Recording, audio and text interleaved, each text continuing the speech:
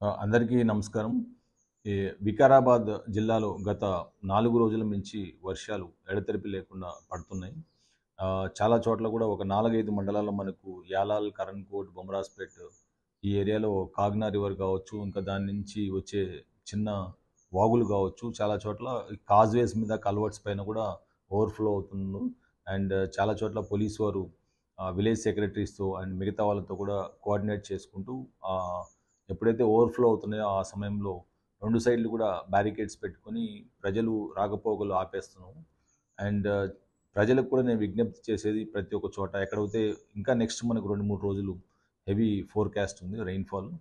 So, కాబట్టి ఈ rainfall ఎక్కువగా ఉన్నప్పుడు దయచేసి వాళ్ళు ఇంట్లలోంచి టూ వీలర్స్ మీద, కాజ్‌వేస్ మీద, కల్వర్ట్స్ మీద వెళ్ళొద్దు. ఎక్కడైతే even half feet and above overflow అవుతున్నా కూడా.